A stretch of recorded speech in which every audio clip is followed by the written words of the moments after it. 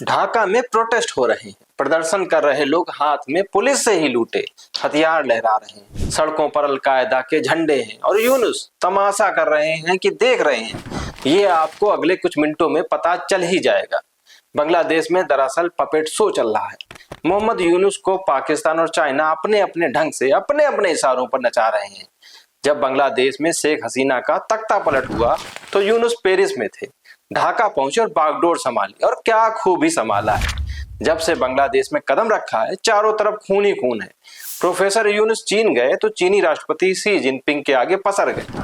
बांग्लादेश से चीन को होने वाले फायदे गिनाने लगे। अब अंधे को क्या चाहिए, दो आंखें। तो चीन ने पहले से ही कमजोर बांग्लादेश की नस दबा दी। यूनुस तिलमिलाए, झटपटाए, मगर खुद को सूरमा साबित करते हुए भारत को ही आग दिखाने लगे। ये सब देख इंडियन फिल्म का वो सीन याद आ गया जिसमें सनी देओल जो पुलिस अफसर बने थे, जब भी उनसे कोई ऐड दिखाता था कमरा बंद करते थे, जमकर कूटते थे और फिर कंधे पर हाथ रखकर हंसी खुशी विदा कर देते थे। तो चीन को अपने बेल्ट एंड रोड प्रोजेक्ट के जरिए दुनिया को मुट्ठी में करना है। पाकिस्तान, नेपाल, श्रीलंका की लंका पहले लग चुकी है। बारी अब बांग्लादेश की है। बांग्लादेश की कमजोरी का आलम यह है कि पसलियां तक दिखने लगी हैं।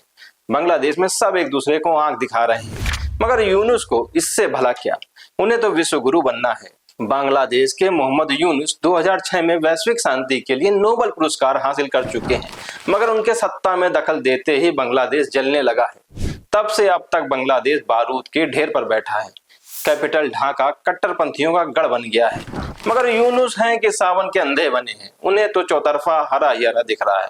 तो प्रोफेसर साहब चीन गए तो वहां इंडिया के पूर्वोत्तर राज्यों को जमकर खुद को ही चीन का सबसे बड़का पड़ोसी बताने लगे। चाइना को बताए कि अगर चीन को हिंद महासागर में ट्रेड करना है तो रेड कारपेट बांग्लादेश में बिछा है।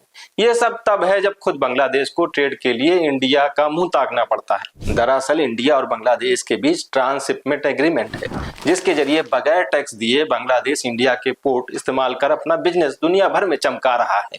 इसे ऐसे समझिए, बांग्लादेश को अगर पोर्ट के जरिए दुनिया के किसी भी कोने तक माल पहुंचाना है तो पहले उसका माल इंडिया के कोलकाता पोर्ट पहुंचेगा और फिर जहां जाना है जाए।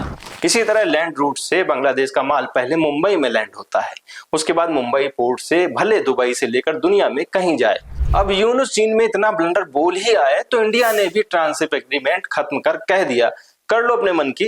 दरअसल 1947 से 2024 तक आते आते पाकिस्तान भिखारी मुल्क बन गया। वहीं बांग्लादेश ने भारत की मदद से 1971 से 2024 तक इकोनॉमिक स्टार का तमगा हासिल कर लिया, मगर यूनुस के आते ही सब खत्म हो गया। बांग्लादेश कमजोर हुआ तो उसे चीन इकोनॉमिक पावर दिखने लगा। तो कटोरा लेकर यूनुस चीन में भारत के चिकन नेक का पुराण गाए।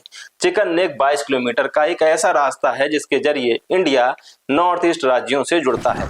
तो यूनुस चीन में जाकर यही राग अला पाए कि इंडिया मायने कुछ नहीं। अगर चीन को समुद्र के रास्ते व्यापार करना है तो उसे बांग्लादेश की मदद लगेगी।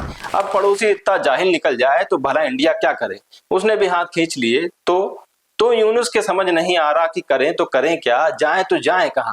यूनुस सीमाएं लांघने में लगे हैं। चीन और पाकिस्तान को गले लगाने के बाद भी बांग्लादेश के ना हाल सुधरे ना हालात। पूरा का पूरा देश कट्टरपंथियों और चरमपंथियों के हाथ में है। यूनुस जिस देश की तरक्की के लिए कटोरा थामे इधर से उधर दौड़ लगा रहे हैं, अगर रुक कर सांस ले लें तो उन्हें समझ आ जाएगा कि सिर्फ इंडिया ही है जो उनके दर्द पर मरहम लगा हमदर्द बन सकता है। बाकी पाकिस्तान, ISI और चीन से हाथ मिलाने का खामियाजा बांग्लादेश पहले भी भुगत चुका है और अगर ना समझा तो आगे भी भुगतेगा। मगर जिस तरह से यूनुस झटपटा रहे हैं उससे तो यही लगता है कि बांग्लादेश का नुकसान कराकर ही दम लेंगे।